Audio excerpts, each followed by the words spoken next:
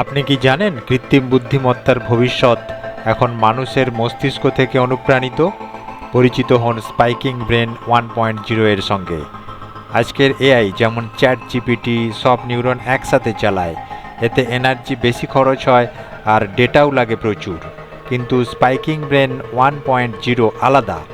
এখানে নিউরন শুধু দরকার হলে স্পাইক করে, ফলে খরচ কমে, গতি বাড়ে আর ডেটার প্রয়োজন হয় মাত্র 2%। এই মডেল একসাথে লাখ লাখ শব্দ সামলাতে পারে, যেখানে সাধারণ মডেল কয়েক হাজারেই থেমে যায়।